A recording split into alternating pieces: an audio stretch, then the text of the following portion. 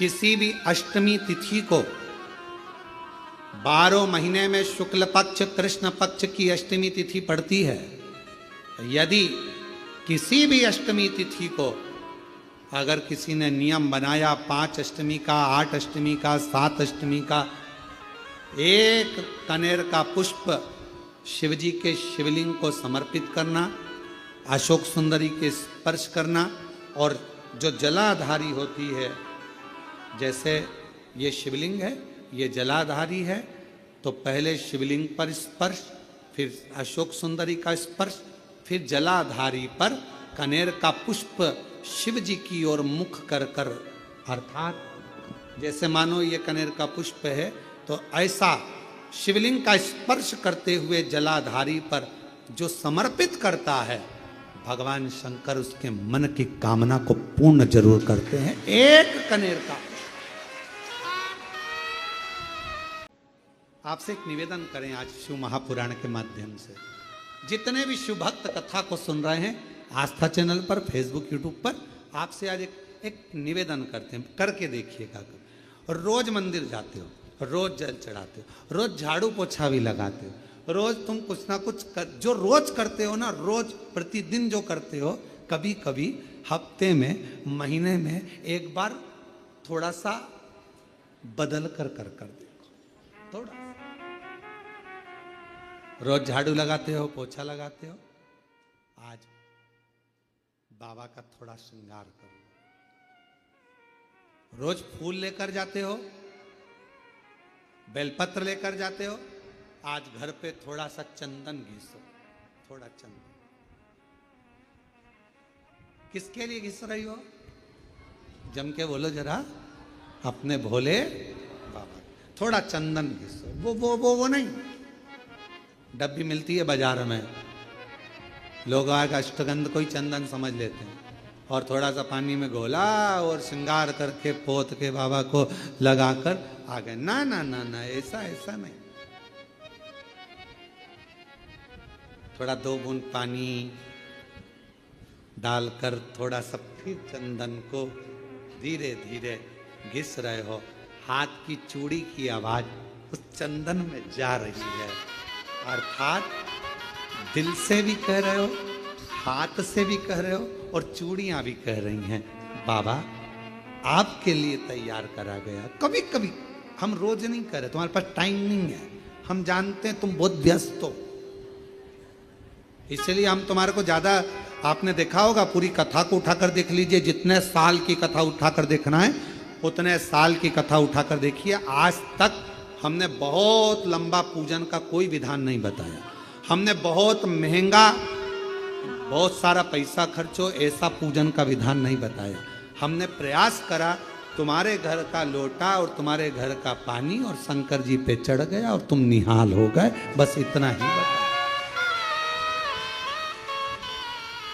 ज्यादा 2-4 घंटे तक तुम मंदिर में बैठ गए और भगवान को, ना थोड़ा, और वो भी महीने में, हफ्ते में एक बार तुम जरा बदल कर देखो। कभी कभी एक काम करना कि घर से एक पुष्प में थोड़ा इत्र लगा कर ले जाना, और इत्र ले जाकर बाबा के उस पंखड़ियों को बाबा के ऊपर बिखेरना, श्रृंगार करना, कभी कुछ बदल कर।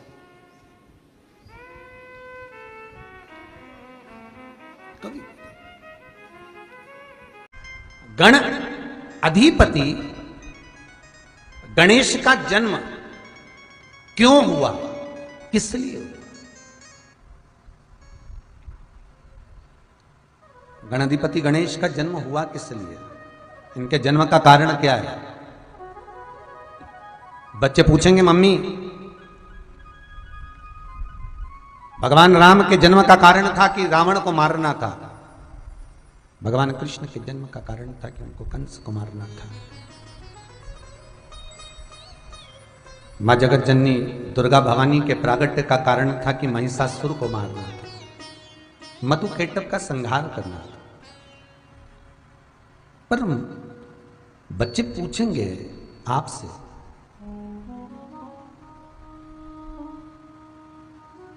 भगवान विष्णु का जन्म इसलिए हुआ, प्रागट्य इसलिए हुआ क्योंकि सृष्टि का प्रकरण बढ़वाना था। आज्ञा विष्णु की थी, ब्रह्मा से कहा, ब्रह्मा ने चलवाया। भगवान शिव का प्रागट्य इसलिए है क्योंकि जन्म संहार भी करना है और संहारना भी है। भगवान दत्त का प्रागट्य इसलिए हुआ कि उनको गुरुओं का व्याख्यान वर्णन आगे बढ़ा। जलदेव का जन्म इसलिए हुआ क्योंकि उन जल का वृष्टि करना है। पर भगवान गणेश का जन्म क्यों हुआ है? गणेश के प्रागट्य का कारण क्या है? भगवान गणेश जी क्यों प्रगटे हैं? किस लिए?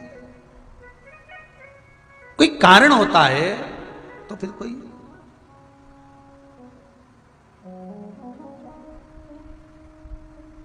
उस कारण को प्रकट करा जाए कि वो कारण है क्या, क्या कारण है, किस कारण से प्रकट हुए, किस कारण से।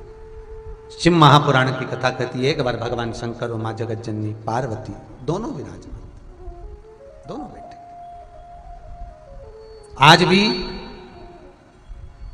वो जगह जहां शंकर और पार्वती बैठकर ये प्रसंग का व्याख्यान कर रहे हैं, वो जगह आज भी उत्तराखंड में, हिमालय राज की वो पावन धरा उत्तराखंड, उत्तरकाशी से, उत्तरकाशी जिले के एक छोटे से डोंडिया गांव में आज भी वो जगह है जहां शंकर भगवान माता पार्वती के साथ बैठकर गणेश जी के प्रागट्य का विषय रखे थे। बहुत ध्यान से सुनना आज की कथा। कल कई लोगों ने लिखकर मैसेज करा है कि गुरुजी ऐसी कथा कल की आपने व्याख्यान करा, वो हमने बहुत पहली बार, जो शिव पुराण में वर्णन है, जो शास्त्रों में लिखा है, वही शास्त्र प्रमाणित चर्चापन कर रहे हैं, वही फिर व्याख्यान, कुछ वेदों से, कुछ शास्त्रों से फिर लेकर।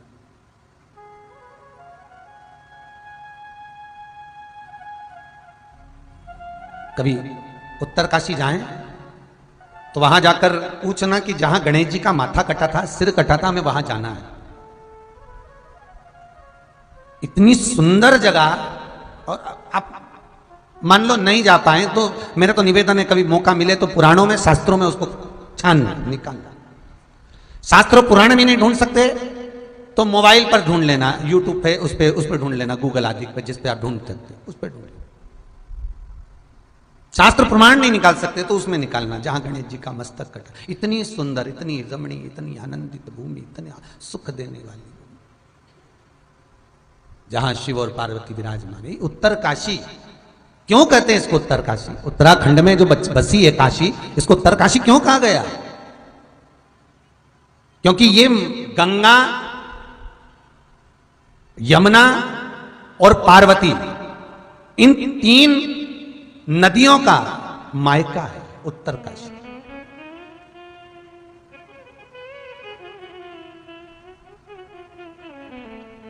एक काशी जहां पर भगवान विश्वनाथ विराजमान है, एक काशी जहां भगवान शंकर विराजित हैं।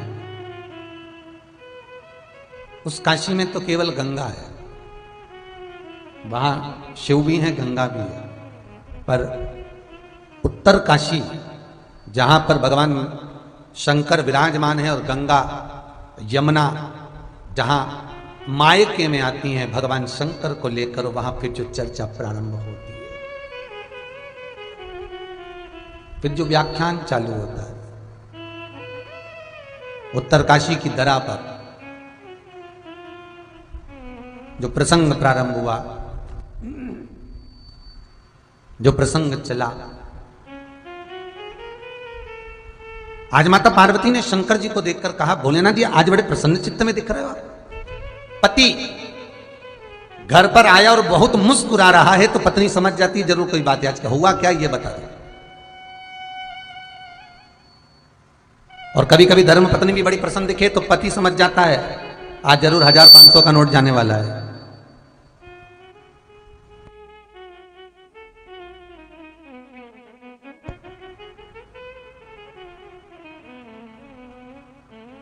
पत्नी भी समझ जाती है।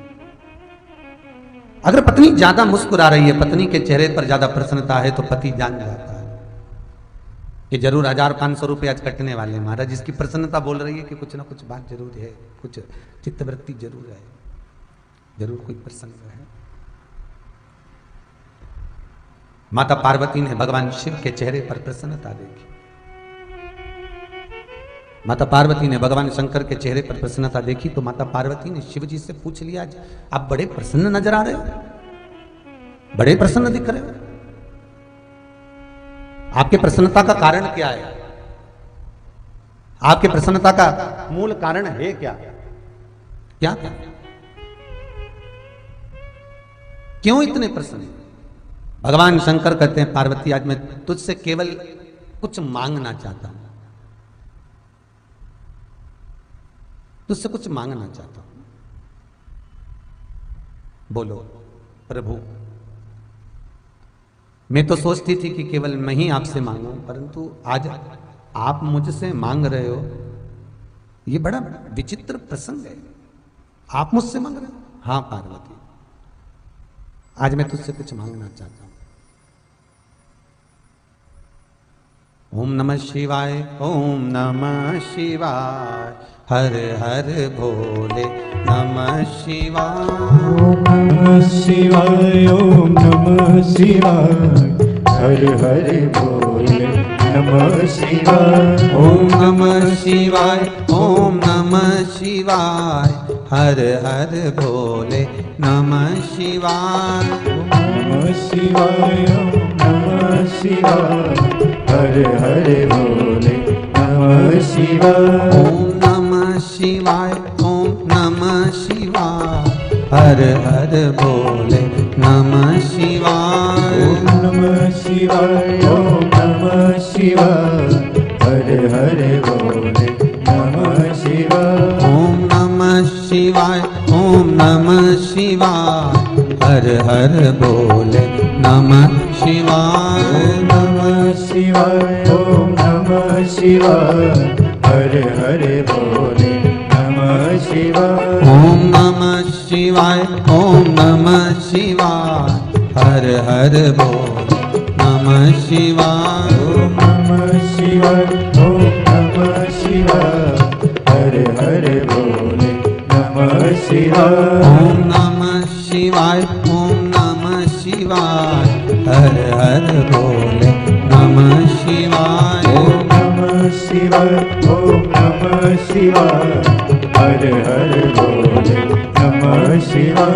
ओम नमः शिवाय, ओम नमः शिवाय, हर हर भोले नमः शिवाय। ओम नमः शिवाय, ओम नमः शिवाय, हर हर भोले नमः शिवाय। ओम नमः शिवाय, ओम नमः शिवाय, हर हर भोले नमः शिवाय। ओम नमः शिवाय, ओम नमः शिवाय, हर हर भोले नमः शिवाय। भगवान शिव से माता पार्वती जी बोल रहे हैं, आज आप मांग रहे हैं भोलेनाथ, त्रिकालदर्शी, कैलाशी, अविनाशी शिव, आप? हाँ प्रभु बोलिए, क्या चाहिए आपको? क्या दूं मैं आपको? भगवान शिव कहते हैं, पार्वती, इस संसार सागर में असुर राक्षस बहुत बढ़ गए, बहुत बढ़ गए।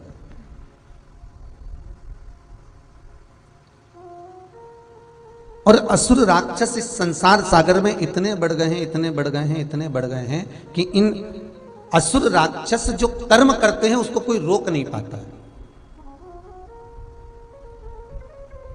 भगवान गणेश के जन्म का कारण समझ लेना, बहुत ध्यान से सुनना, बहुत भाव से श्रवण करना, बहुत भाव से श्रवण करना, बहुत भाव से। पार्वती, हे जगत जननी, हे जगदम्बा, इन राक्षसों के संहार का, अब ठीक है जगदम्बा, इन राक्षसों के संहार का एक कारक बन सकता है कि ये जो कर्म करें उस कर्म में कोई रोक लगा दे, उस कर्म में कोई विघ्न डाल दे। और यदि कोई विघ्न डालेगा तो इनका जो किया हुआ कर्म है वो अपने आप नष्ट हो जाएगा। पार्वती जी, मैंने लक्ष्मी से कहा, मैंने ब्रह्माणी से कहा, मैंने इंद्राणी से कहा, सबसे विनय कराया, पर कोई ऐसे बालक को प्रकट नहीं करना चाहती कि जो विघ्न डाल सके।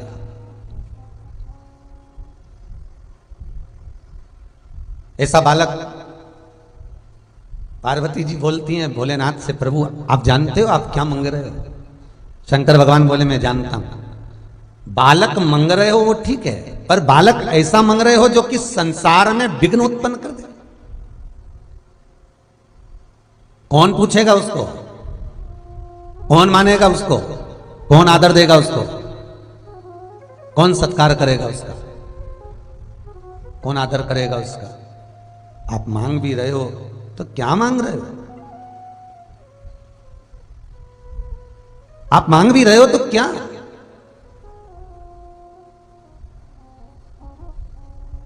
पार्वती, तेरे सिवाय कोई यह कार्य नहीं कर सकता, ये मैं जानता हूं, ठीक है। पार्वती जी ने भगवान श्री शिव से एक निवेदन करा। एक काशी गंगा के घाट पर बसी है, उस काशी में बैठकर आप तप करना, और दूसरी काशी ये उत्तराखंड की भूमि पर, ये हिमालय पर, ये पर्वतों पर मैं बसाती हूं। वो काशी जो उत्तर प्रदेश में है, गंगा के घाट पर है, जहां विश्वनाथ विराजमान है, वो काशी मेरे शंकर ने बसाई है। और जो उत्तराखंड में गंगा की गोद में, यमुना की गोद में जो काशी बसी हुई, गंगा और यमुना के स्वरूप के पास में जो काशी बसी, वो मेरी मां जगत जननी जगदंबा पार्वती बसाई है,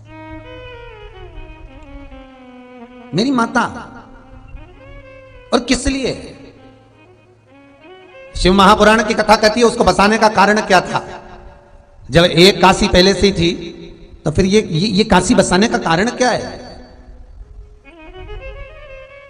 तो शिव महापुराण कहती है वो उत्तराखंड में हिमालय पर पर्वतों की कंदरा में माता पार्वती उस काशी का निर्माण भगवान शंकर को हृदय चित्त धारण कर कर, शंकर की चित्त वृत्ति को, शिवलिंग स्वरूप को अपने हृदय में धारण कर कर, हाथ में भगवान शंकर का शिवलिंग स्वरूप लेकर माता पार्वती ने हजारों वर्ष तक उस गंगा की गोद में, उस यमुना की गोद में तप किया। हजारों वर्ष तक तप किया, हजारों वर्ष साधना कर। ओम नमः शिवाय, ओम नमः शिवाय, ओम नमः शिवाय। मां पार्वती तप में लीन है। उत्तराखंड के मां गंगा और यमुना के मिलन बिंदु में, मां गंगा और यमुना के केंद्र बिंदु में मां काशी का निर्माण कर देती है, शंकर के स्वरूप को हाथ में लेकर।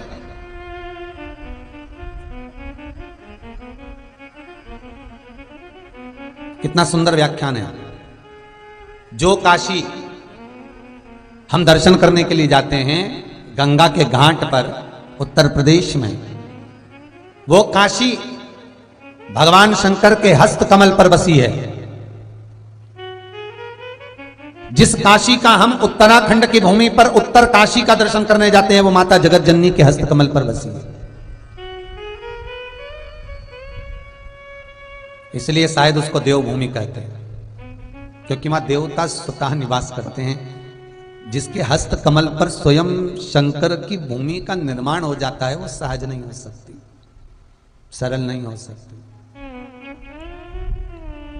तो सहज नहीं। मां बैठ गई तप करने, पर भोलेनाथ जी से एक वर मांगना चाहती हूं मैं, आपसे केवल एक वर चाहिए। शंकर जी बोले बोलो क्या चाहिए। पार्वती कहती है बालक को प्रकट मैं करूंगी, मेरा बालक जगत में विघ्न डालेगा इन राक्षसों के कार्य में, पर उसका नाम बिगड़ना नहीं चाहिए। जगत में वो पूजा जाए, क्योंकि मैं जन्म दे रही हूं उसको, मैं प्रकट कर रही हूं उसको।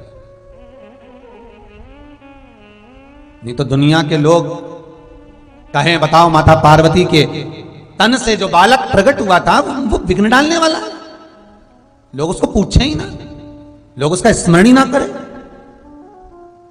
ये भगवान के गणेश के प्रागट्य की कथा है कि उनका प्रागट्य क्यों हुआ, किस लिए हुआ, किसके लिए हुआ, कारण क्या था, किस कारण से।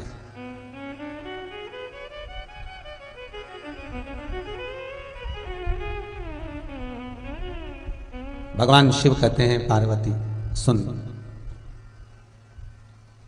मैं तुझे वर देता हूं, तेरा जो बालक इन असुरों के कार्य में विघ्न डालने के लिए जो पैदा हो रहा है, जन्म ले रहा है, मैं तुझे वर देता हूं पार्वती, उस बालक का नाम दुनिया के लोग केवल स्मरण ही करेंगे तो उनका विघ्न हट जाएगा, उसका नाम विघ्न हरण होगा, और राक्षसों के लिए विघ्न देने वाला होगा और संसार के लिए विघ्न हरने वाला होगा।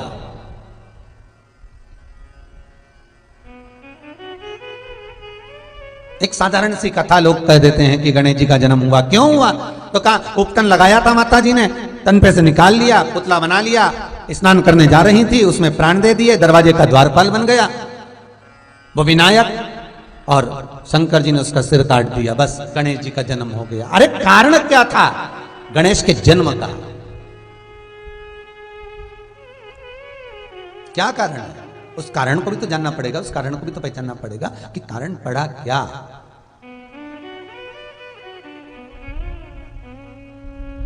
महाराज, जगत जननी तुम चिंता ना करो, तुम्हारे बालक का नाम मात्र लोग लेंगे, उनका विघ्न हर जाएगा, उनका विघ्न समाप्त हो जाएगा, उसका नाम विघ्न हरण होगा, लोग उसे विघ्न हरता कहेंगे, तुम चिंता ना करना। पार्वती जी ने कहा, बालक ऐसा प्रकट करूंगी जो असुरों के कार्य में विघ्न डालेगा, और एक बार अगर विघ्न डाल दिया तो असुर उस विघ्न के कारण कभी सफल हो ही नहीं पाएगा। भगवान शिव कहते हैं, क्या चाहती हो पार्वती?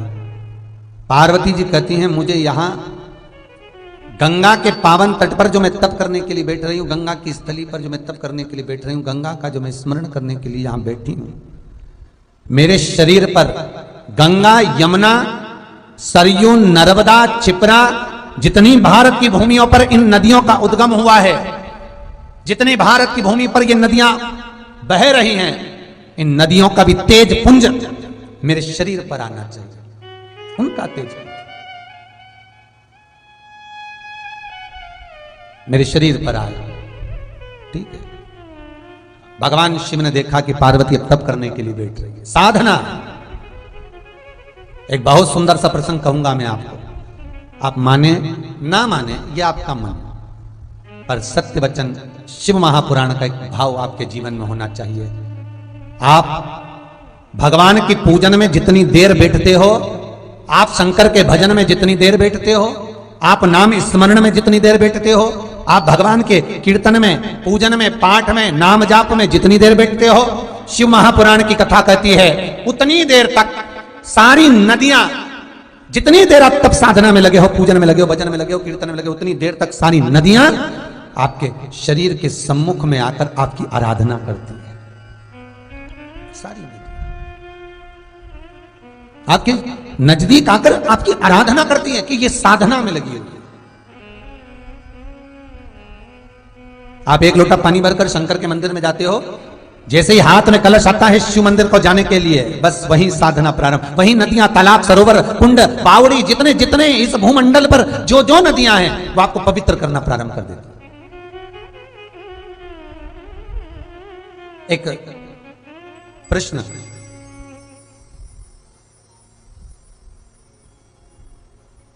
किसी ने बिहार से एक प्रश्न करा है, कलयुग में क्या शंकर जी आते हैं? एक किसी ने बिहार से प्रश्न करा है, वो मैसेज समीर जी के मोबाइल से अगर टीवी चैनल वालों के पास में पहुंचाएं और वो दिखाएं। प्रश्न है बिहार का, क्या कलयुग में शंकर जी आते हैं? और आते हैं तो किस रूप में आते हैं, उसके लिए उत्तर देना चाहूंगा। जिन बहन जी ने, जिन भाई ने इस प्रश्न को किया है वो ध्यान से सुनना। आता वो है जो गया हुआ हो।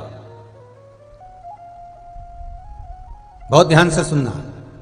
भगवान विष्णु बैकुंठ में रहते हैं तो आप प्रश्न कर सकते हो क्या नारायण बैकुंठ से पृथ्वी पर आते हैं, कलयुग में आएंगे? आप ये प्रश्न कर सकते हो। आप ये प्रश्न कर सकते हो क्या ब्रह्मा आएंगे? आप ये प्रश्न कर सकते हो क्या इंद्र आएंगे? भगवान नारायण को राम बनकर आना पड़ा, भगवान नारायण को कृष्ण बनकर आना पड़ा, ब्रह्मा को यज्ञ करने आना पड़ा, इंद्र को रूप रखकर आना पड़ा। ये जितने देवता हैं ये रूप रखकर, रूप बदलकर पृथ्वी पर आ सकते हैं, पर जो शंकर स्वयं पृथ्वी पर रह रहा है, जो स्वयं शिव भूमंडल पर रह रहा है, उसको रूप बदलकर आने की जरूरत ही नहीं पड़ती।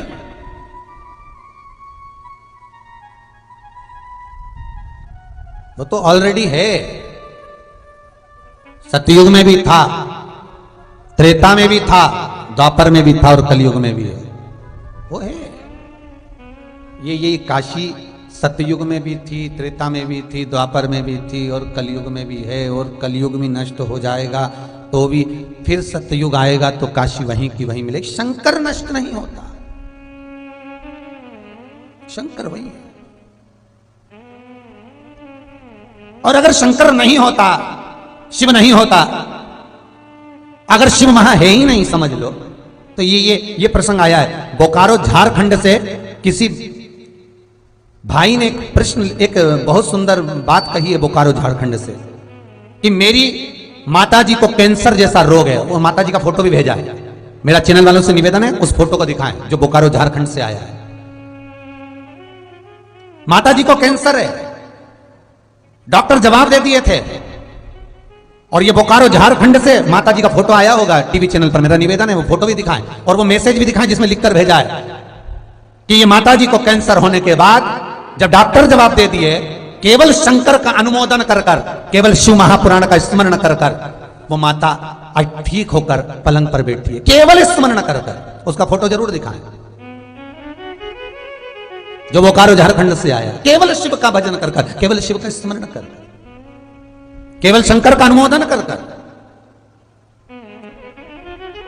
उस बालक ने मैसेज में लिखा है, सारी दुनिया से जब हार गए, एक बार चैनल चेंज करते करते शिव महापुराण पर पहुंच गए और वो शंकर ऐसा चित्त वृत्ति में इन माता जी के बैठ गया, जपती रही श्री शिवाय नमस्तुभ्यम, श्री शिवाय नमस्तुभ्यम।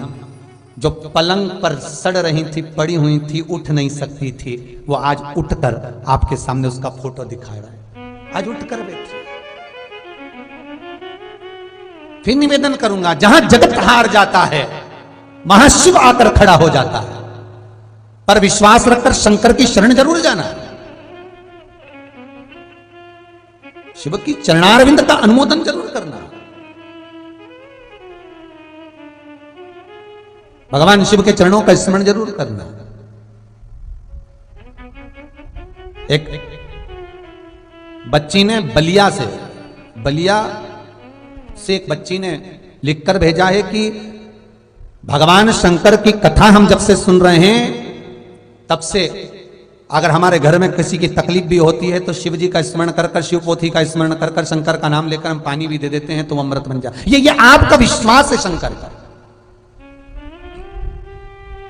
वो बच्ची का मैसेज भी जो आया था वो टीवी चैनल पर अवश्य दिखाएं, जिस लड़की ने भेजा उसको बलिया से। केवल स्मरण आपका विश्वास। यहां कोई जादू नहीं है, यहां कोई टोना नहीं है। ये ना यहां पर हम जादू टोना करना जानते हैं। यहां तो केवल शंकर की कथा है, ये वेद पुराण है, ये शास्त्र है और ये कथा है। कथा में जो आ गया आपने करा, आपको लाभ मिल गया, आपकी जीवन सफल हो गया। शंकर पर विश्वास रखकर करोगे तो वो बंजर भूमि पर भी फूल खिला देता है। बंजर भूमि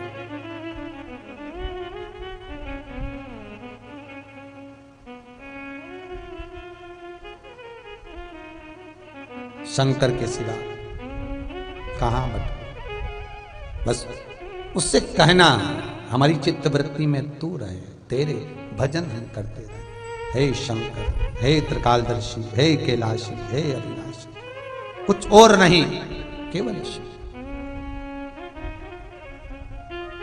भगवान शंकर भूत भावन भूतेश्वर शिव, करुणा सागर, त्रिकालदर्शी, मेरा कैलाशी, मेरा अविनाशी।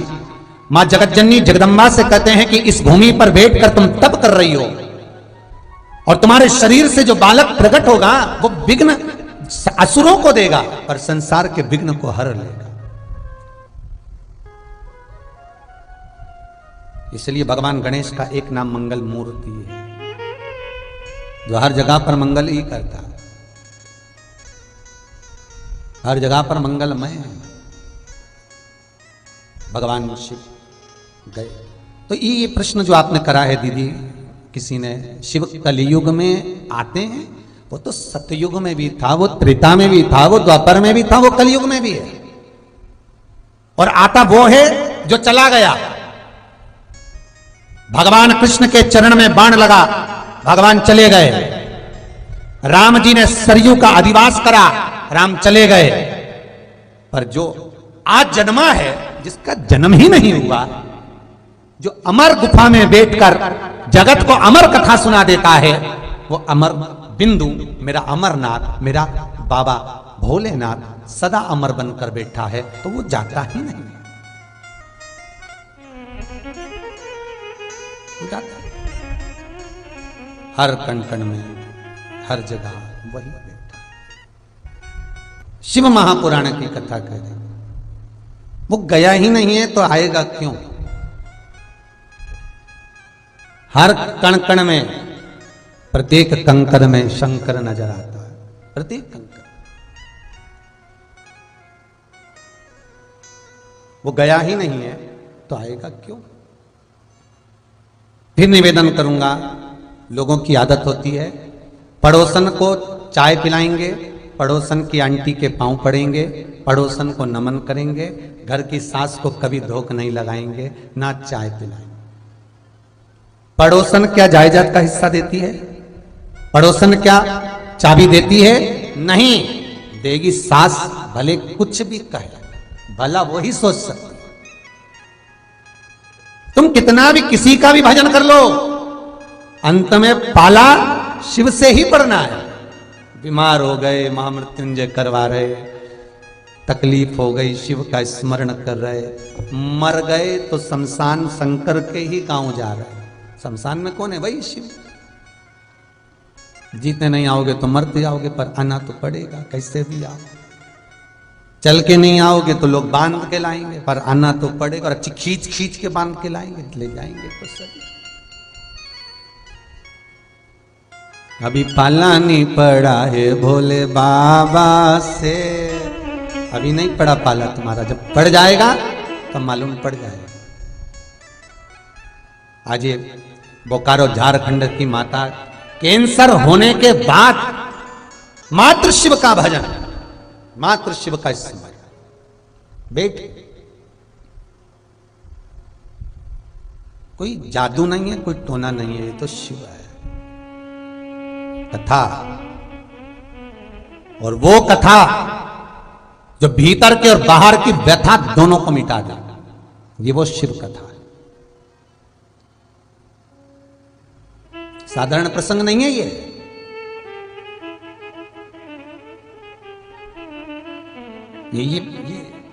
एक अजमेर से किसी भैया ने अपना फोटो भी भेजा है और एक लेटर भी भेजा है, हो सके तो उसको टीवी पर दिखाओ। अजमेर से भेजा है,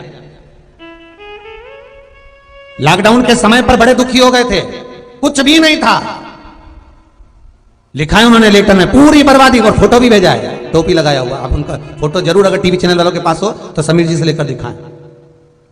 उन्होंने लिखा है पूर्ण तरह से बर्बाद था, कुछ भी नहीं, भोजन के लाले पड़ गए थे। लॉकडाउन में कथा आ रही थी चैनल पर, देख लिए।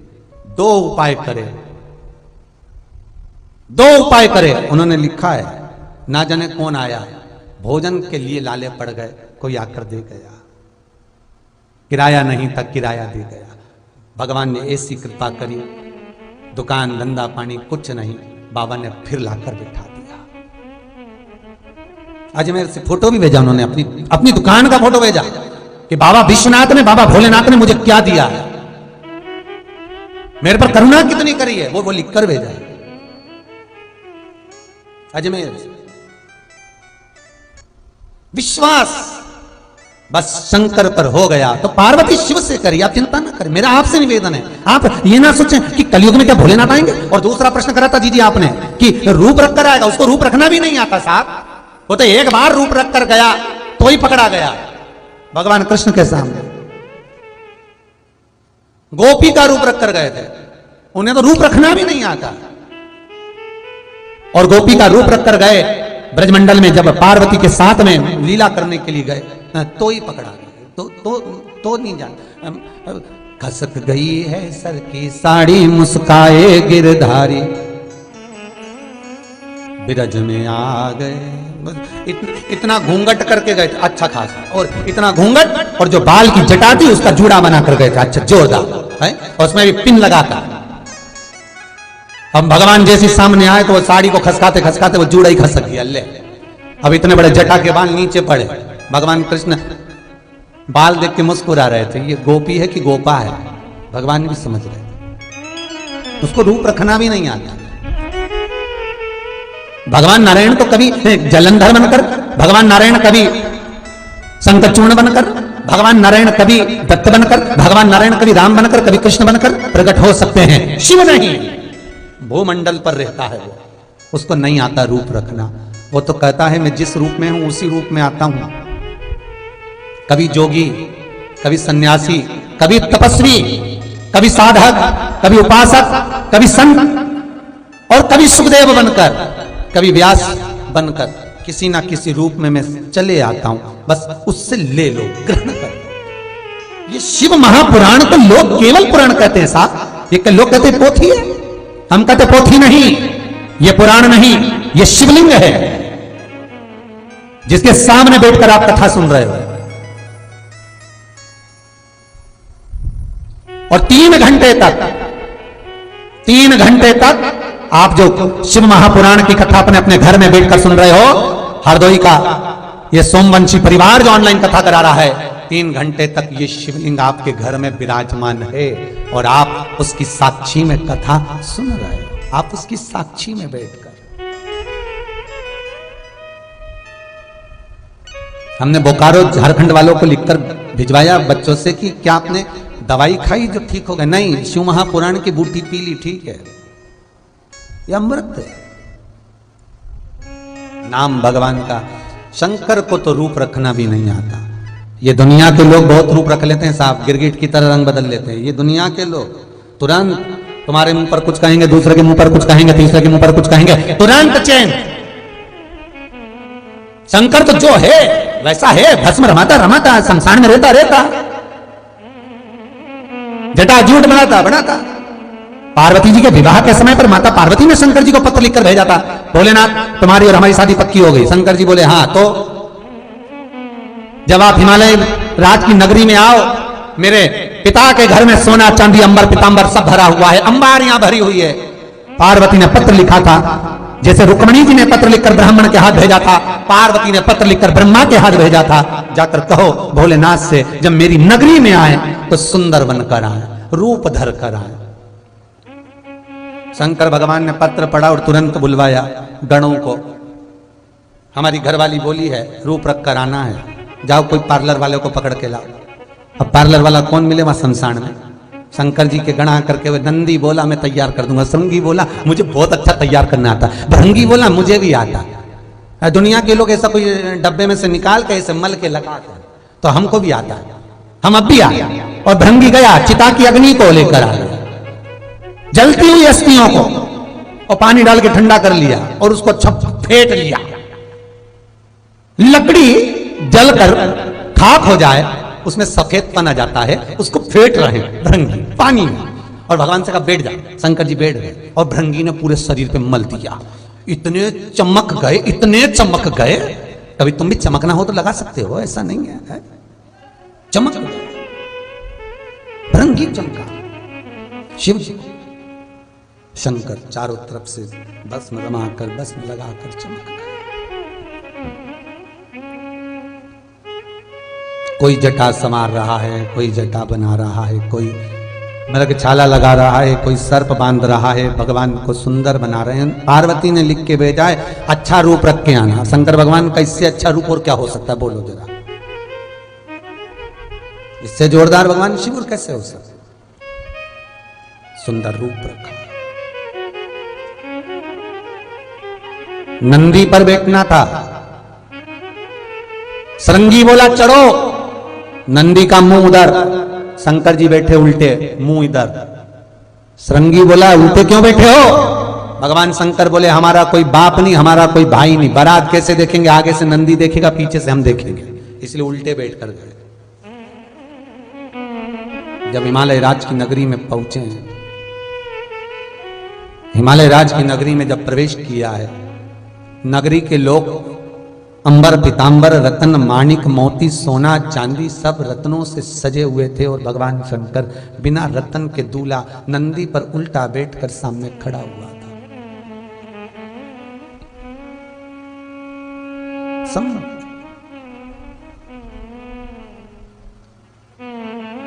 किसी ने जाकर जगदम्बा से कह दिया, गौरा तेरी बारात आ गई, पर लगता है कि पूरे भूत और प्रेत सज धज कर आए हैं। इतने भूतों में तेरे पति का तो ठिकाना ही नहीं पड़ रहा कि तेरे पति है कौन सा। पहले तो ढूंढेंगे तब ब्याह करेंगे। पार्वती जी की माता मैनावती ने आकर कह दिया था कि ब्याह मत कर, मैं समझा रही हूं, तेरे को पछताएगी। मान नहीं, विवाह तो करूंगी। छज्जे में घर के बाहर खिड़की से झरोके से मां शिव को देखी है। जो भोलेनाथ को देखा तो इशारे में कह रही है कि रूप तो बदल लो, रूप बदलो। शंकर भगवान सोचे कि तुम्हारा चेहरा चांद जैसा लग रहा है, तो श्रृंगी ने आकर कह दिया प्रभु एक कमी रह गई, चांद और लगा। मैया कह रही सा। भगवान शंकर ने चंद्रदेव को बुलाया, इधर आओ जरा, मस्तक पे लग जाओ। अब मस्तक पे लग गया। चंद्रदेव साथ साथ चलने लगे पास में। चांद को बुला लिया और चंद्रदेव शंकर के साथ साथ चल रहा। तो पार्वती जी ने माथा ठोका, बोला था कि रूप बदल लो। शंकर जी को लगा कि माथा ठोकरी मतलब चंद्र को माथे पे बिठा लो, तो उन्होंने चंद्र को माथे पे बिठा लिया। शिव औघड़ दानी है, उसको रूप बदलने की जरूरत नहीं है, जैसा है वैसा ही रहेगा। उसको कोई चेंज की जरूरत नहीं पड़ती। विद्यागत को चेंज कर देता है। किस रूप में कलयुग में भगवान आएंगे? कोई रूप नहीं है उसका, कोई रूप। हर रूप में वो है, बस किसी भी रूप में आ सकता है, किसी भी रूप में प्राप्त हो सकता है, कभी भी तुम्हारे सामने आकर खड़ा हो सकता है। उसको पहचान लेना, बस आएगा और तुम्हारा भला कर कर चले जाए, क्योंकि भोला है। शिव पार्वती से कह रहे हैं तू बैठ कर तप कर। हजारों वर्ष तक माता पार्वती जी ने तप करा ऐसा पुत्र प्राप्त करने के लिए जो असुरों के कार्य में विघ्न डाल दे और जगत के विघ्न को हर ले। वह विघ्न अधिपति मेरा भगवान श्री गणेश प्रकट हो, उसके लिए मां पार्वती तप कर रही है, साधना कर रही है। हजारों वर्ष मां के तप में निकल जाते हैं।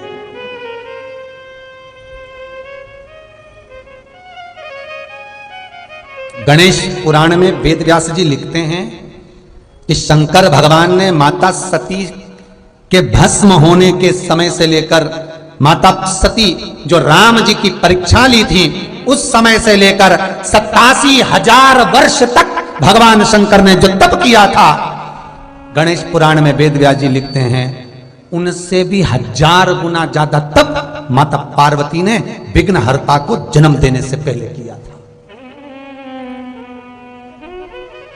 1000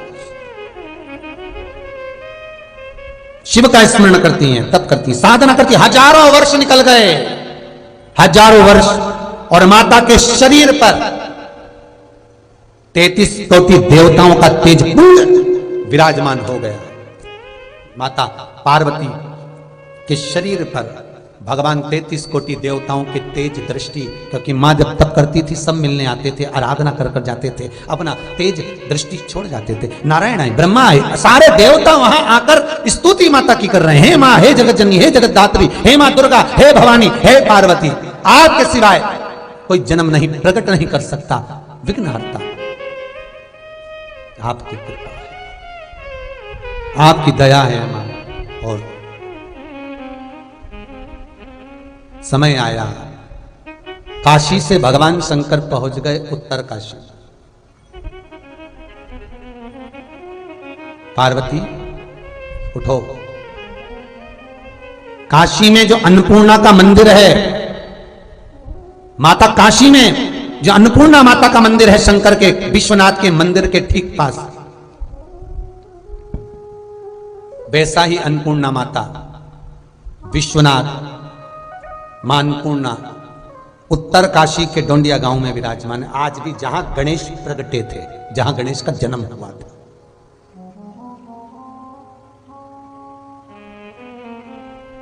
जहां पर भगवान गणेश जी महाराज का प्रागट्य हुआ था। दुनिया की सबसे सुंदर झील वहीं पर है,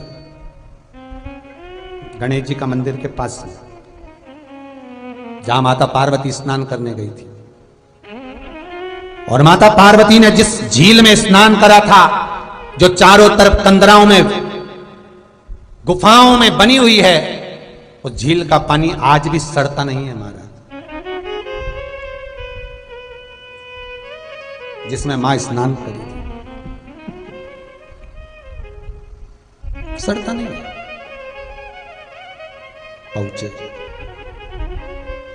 भगवान शिव से माता ने कहा, आप आए स्वामी, बोलो, अब तब छोड़ो, अब उस बालक को प्रकट करो। माता ने अपने तन पर उपटन लगाया, सखियों ने उपटन लगाया और भोलेनाथ जी से कहा, रुको, मैं उस बालक को प्रकट करती हूं। गई शरीर से सारे देवताओं के दृष्टि से जो तप साधना जुड़ी हुई थी, उसको एक पुतले के रूप में प्रकट कर लिया, प्रकट करा। सखी बोलती है, ये बालक में अगर प्राण जाए तो हाँ, क्यों नहीं। जल छोड़ा, बालक में प्राण गए। पूछा, मैं कौन? तू विनायक, तू विघ्नहर्ता, क्यों जन्म हुआ है मेरा, किस लिए मैं प्रकटा हूं? मैं स्नान करने जा रही हूं। तो रुक। शिव जी आए, कल कथा में वर्णन किया था, शीश कटा। भगवान गणेश जी महाराज ने गज का मुख लगने पर अपनी माता से प्रश्न किया, मां, मेरे जन्म का कारण क्या है, मैं क्यों जन्मा हूं, उसका कारण तो बताओ। माता कहती है, बेटा, ये असुर, ये राक्षस कुछ कर्म ऐसा करते हैं जिस कर्म के कारण देवताओं को पछताना पड़ता है, तो इनके हर कार्य में तुझे विघ्न डालना है, हर कार्य में तुझे विघ्न डालना है। ठीक है मां। असुरों के कार्य में विघ्न देने लगे। श्री गणेश जी महाराज एक बार नंदी से पूछते हैं, नंदी बेटा था, गणेश जी की अवस्था छोटी सी थी, और गणेश जी ने नंदी से पूछा, नंदी काका, नंदी काका। नंदी काका बोले, हाँ। ए नंदी काका, हाँ बोलो गणेश। गणेश जी पूछते हैं, नंदी काका, ये तो बताओ कि मुझे जन्म दिया किसने? नंदी काका बोले, माता ने। संसार को जन्म देने वाली कौन है? नंदी काका बोले, माता। संसार का पालन करने वाली कौन है? माता। जगत का कल्याण करने वाली कौन है? माता। तो नंदी काका, ये जितने भी संसार में मनुष्य जन्मे हैं, चाहे वो स्त्री हो, चाहे वो पुरुष हो, चाहे वो देव हो, चाहे वो राक्षस हो, सबका जन्म किसने करा? नंदी काका बोले, माता ने। गणेश जी को समझ में आ गया, गणेश जी की चित्तवृत्ति में यह बात बैठ गई कि ये पूर्ण संसार मेरी मां जगत जननी पार्वती के द्वारा निर्मित है, तो इस संसार में जितनी स्त्रियां हैं ये मेरी माता के तुल्य हैं, इसलिए मैं विवाह नहीं करूंगा, मैं शादी नहीं करूंगा। ये जितनी भी स्त्रियां हैं, माता ने जिनको जन्म दिया है, मेरी माता ने जिनको पैदा किया है, मेरी माता ने इस संसार का जन्म करा है, तो मैं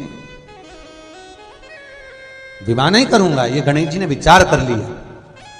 और श्री गणेश जी महाराज लंबोदर, वक्रतुंड, गंगा के घाट पर पहुंच गए और गंगा के घाट पर गणेश जी महाराज तप करते, साधना करते। जो साधना में श्री गणेश जी महाराज गंगा के घाट पर बैठकर तप कर रहे थे, गंगा के घाट पर बैठकर जो गणेश जी महाराज साधना कर रहे हैं, तप कर रहे हैं, साधना में डूबे हुए हैं श्री गणेश। शास्त्र कहता है, गणेश पुराण कहती है, गणेश जी महाराज ने 20,000 वर्ष तक जब तप साधना श्री गणेश जी कर ली, हजारों वर्ष की साधना जब गणेश जी महाराज की हो गई, तब राक्षस कुल में जन्मी वृंदा, राक्षस कुल में जन्मी वृंदा गंगा के घाट पर भ्रमण करने के लिए आई। और भ्रमण करने के लिए जब वो वृंदा गंगा के घाट पर पहुंचती है, वो वृंदा भगवान श्री गणेश जी महाराज को देखती है, जिनका गज का मुख लगा है, तोंद भी बहुत बाहर है। वृंदा देखकर उनकी ओर आसक्त होती है, नृत्य करा। गंगा के घाट पर वृंदा ने साधना करी, तप करा, गणेश जी को रिझाने का संपूर्ण प्रयास वृंदा ने कर लिया, संपूर्ण प्रयास वृंदा कर दिया, पर गणेश जी महाराज ने उस पर ध्यान नहीं दिया। अब वृंदा ने करा क्या, देवगुरु बृहस्पति के पास पहुंच गए और वृंदा देवगुरु बृहस्पति के पास जाकर पूछती है, देवताओं के आप गुरु हो, मैं राक्षस कुल में जन्मी हूं, मेरी प्रवृत्ति राक्षस की है, पर यह बताओ कि ये विनायक, ये भगवान लंबोदर गणेश किनके पुत्र हैं? तो कहा शंकर के। वृंदा जान गई, अगर माता पिता का आदर करेंगे तो हो सकता है कि गणेश जी हमें पूछ ले, हो सकता है गणेश जी हमें पूछ ले।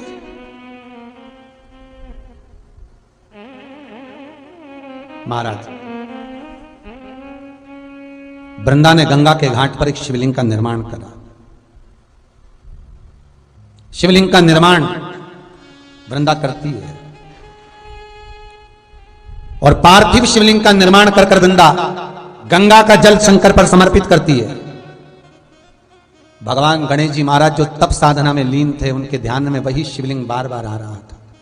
अभी तक साधना टूटी नहीं है श्री गणेश जी की, अभी तक साधना मेरे गणेश की नहीं टूटी, लीन। और वृंदा जो शिवलिंग का पूजन कर रही है, वृंदा जिस शिवलिंग का स्मरण कर रही है, वृंदा जिस शिवलिंग पर गंगा का जल समर्पित कर रही है, वो शिवलिंग बार बार गणेश जी की चित्तवृत्ति में आ रहा है, बार बार सम्मुख आ रहा है। और वृंदा ने ये विचार कर लिया कि अब मुझे ये संसार सागर में नहीं, अब मुझे गणेश जी के चरणारविंद में रहना है, तो उन्हें मनाने के लिए मुझे शिव को मनाना है। वृंदा ने तप किया, गंगा के घाट पर साधना करी वृंदा ने, और बहुत तप। वृंदा जब शिवलिंग का निर्माण कर भगवान शंकर की आराधना करती है, पूजन करती है, साधना करती है, गणेश जी का ध्यान भटक गया। वृंदा को देखा, वृंदा कहती है, प्रभु मैंने तप, मैंने शिव अर्चना, मैंने भजन इसलिए किया कि मैं आपको अपनाना चाहती हूं, आपसे विवाह करना चाहती हूं। मना कर दिया श्री गणेश जी महाराज ने।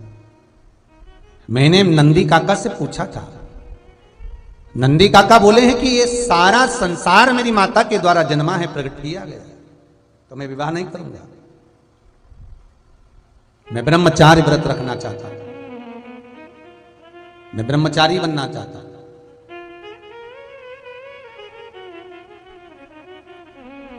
वृंदा ने खूब किया, पर गणेश जी नहीं माने, श्राप दे दिया। वृंदा कहती है, मेरा श्राप है, तुम एक शादी के लिए मना कर रहे हो, तुम्हारे 2 मंगल विवाह होंगे। गणेश जी कहते हैं, वृंदा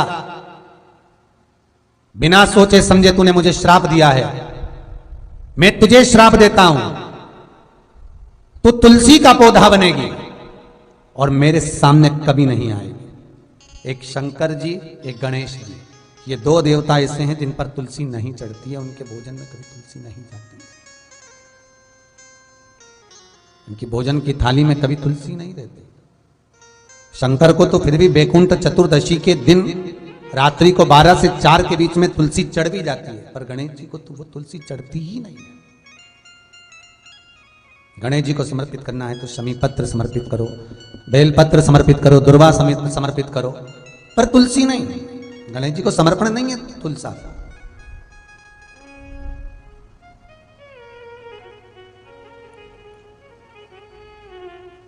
गणेश जी की साधना को तोड़ दिया। तब साधना गणेश जी की टूट गई। गणेश जी कैलाश पर चले गए। समय आया,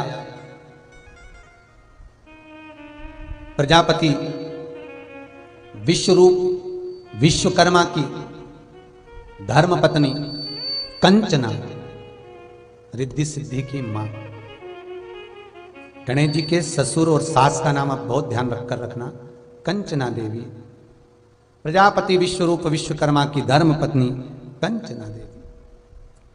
एक बार भगवान शिव का स्तमन कर रही थी, बैठी थी, और भगवान विश्वकर्मा जी से उन्होंने पूछ लिया, प्रभु मेरी चित्त वृत्ति में मैं इतना सा चाहती हूं कि मेरे तप बल से, मेरी साधना से, मेरे शरीर से, मेरी तप साधना से जो कन्या जन्म ले वो जगत का भरण पोषण करने वाली हो, जगत का लाभ देने वाली, भरण पोषण करने वाली हो, ऐसी कन्या मेरे द्वारा प्रकट। माता कंचना रिद्धि सिद्धि की माता खूब तप करी, खूब। इधर देवताओं ने, ब्रह्मा जी ने भगवान गणेश जी की बुद्धि, जो बुद्धि के देवता हैं उनकी बुद्धि फेरने के लिए सरस्वती को भेज दिया। और यहां पर कंचना देवी 2 कन्याओं को पाने के लिए, ऐसी कन्या जो जगत का भरण पोषण करेगी, ऐसी कन्या जो जगत विख्यात होगी, ऐसी कन्या जो जगत को फलीभूत करने वाली है, आनंद देने वाली है, उसके लिए कंचना तप कर रही है। और उधर ब्रह्मा जी ने सरस्वती को भेज दिया भगवान श्री गणेश जी की बुद्धि को फेरने के लिए। गणेश जी के जन्म के समय पर सारे देवी देवताओं ने आकर गणेश जी को वर दिया था। सारे देवताओं ने, सारी देवियों ने, सब ने आकर वर प्रदान करा। उसमें माता सरस्वती भी थी, और माता सरस्वती ने गणेश जी को वर दिया था कि तुम बुद्धि के देव कहलाओगे, तुम्हारे बुद्धि की कभी कमी। और आज ब्रह्मा जी वापिस सरस्वती को गणेश की बुद्धि फेरने के लिए भेज रहे हैं, वापिस सरस्वती। इतने में माता सरस्वती आई, और माता सरस्वती आकर एक पवन के रूप में आकर गणेश जी की मस्तक पर के पास पहुंच गए। सरस्वती आज पवन के रूप में, माता पार्वती ने हाथ में जल लेकर सरस्वती पर, क्या बताएं, ब्रह्मा जी ने भेजा है। ब्रह्मा जी ने भेजा, हाँ, क्यों भेजा है, किस लिए? बस ये विवाह कर लें और कुछ नहीं। ब्रह्मचारी का जीवन जीना है, इस ब्रह्मचारी के जीवन को छोड़ दें। भगवान माता सरस्वती के शब्द जब माता पार्वती ने सुने तो माता पार्वती सरस्वती से कहती है, तुम जाओ, इस चीज के लिए तुम्हारी जरूरत नहीं पड़ेगी। माता सरस्वती के जाने के बाद माता पार्वती ने गणेश को गोदी में बिठाकर कहा, लालन सुनो गणेश। गणेश जी बोलते, मां बोलो, क्या बात है, सुन बेटा। संत बनना सरल, ब्रह्मचारी बनना सरल, तपस्वी बनना सरल, साधक बनना सरल, तपस्यावान बनना सरल है। गंगा के घाट पर बैठकर तप करना सरल है, नर्मदा सरयू यमुना के घाट पर बैठकर साधना करना सरल है, पर गणेश एक श्रेष्ठ गृहस्थी बनना कठिन है। ये स्वयं माता पार्वती श्री गणेश जी महाराज से कह रही है। स्वयं माता पार्वती ये गणेश जी से निवेदन कर, बहुत कठिन है, बहुत कठिन। और आप सबसे निवेदन करूंगा, साधु सन्यासी तपस्वी साधक उपासक महात्मा जोगी ये सब बनना सरल है। घर छोड़ दो, बाबा बन जाओ, सरल है। क्यों? ना घर में परिवार, ना पत्नी, ना बच्चे, ना माता पिता, ना भाई बंधु, ना कुटुंब कबीला, कोई झंझट है ही नहीं। केवल गंगा के घाट पर ले लो, कोई आश्रम में ले लो, 2 रोटी खाने को मिलेगी, चकाचक जिंदगी जी लो, सरल। पर कठिन है परिवार में रहकर भगवत भजन करना, कठिन है परिवार में रहकर नाम स्मरण करना, कठिन है भगवत भजन में डूबना। परिवार में रहकर जो भगवत भजन में डूबा, ये बहुत कठिन है, बहुत कठिन।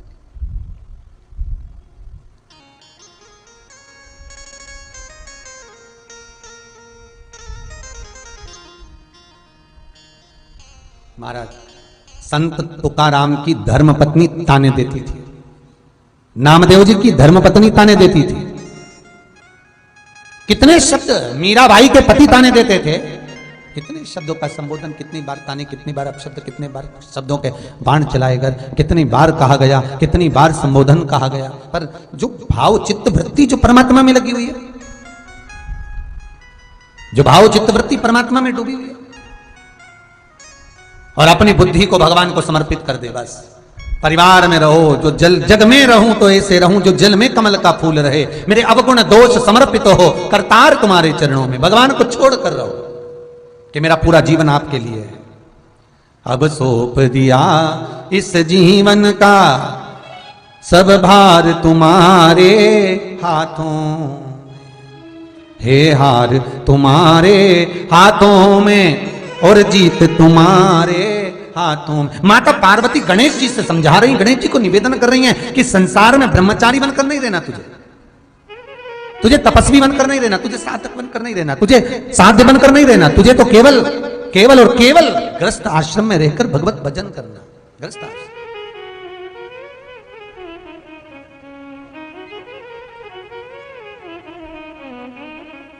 अब माता पार्वती ने पुत्र की बुद्धि को ऐसा कर दिया कि तेरा विवाह होना जरूरी है।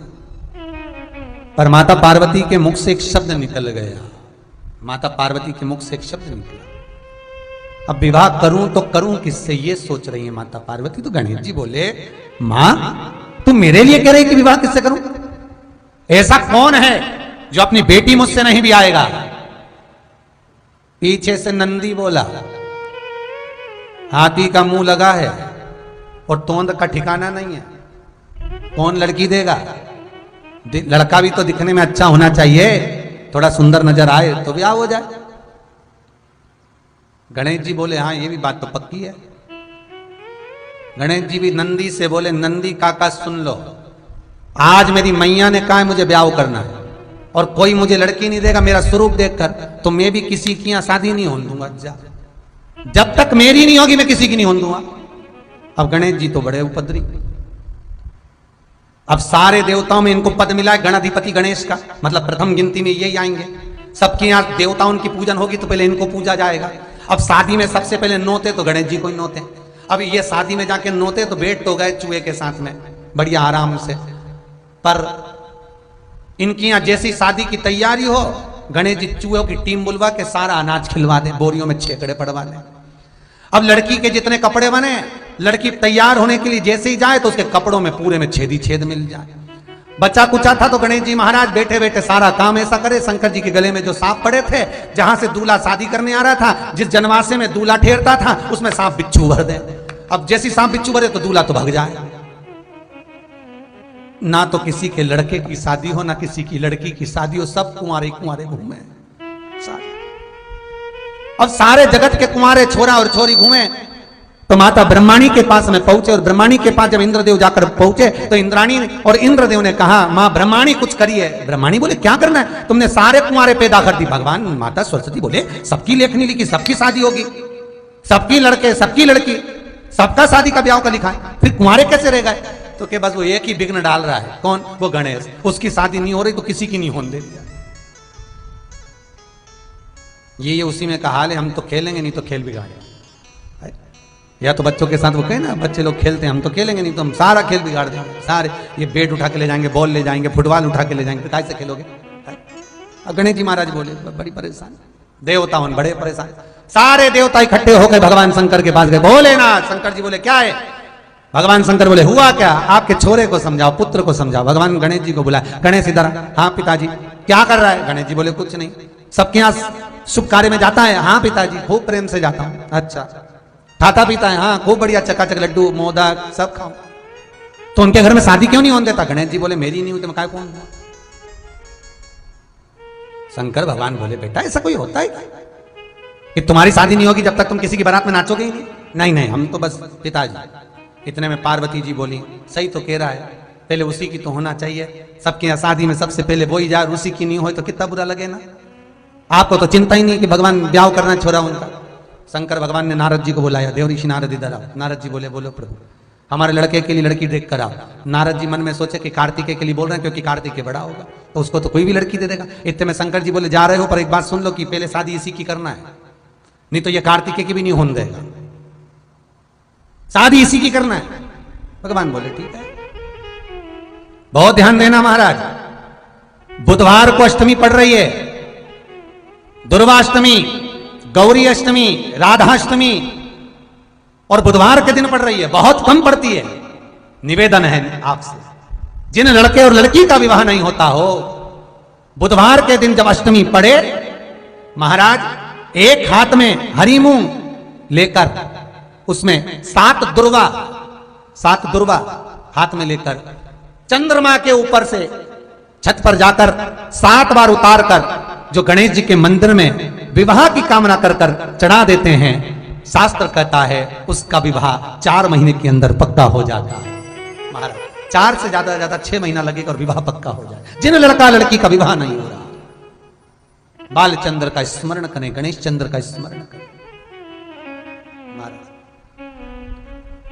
भगवान देवर्षि नारद चले, माता कंचना तप में लीन है और उनकी तप साधना से, उनके तेज पुंज से 2 कन्याओं ने जन्म लिया।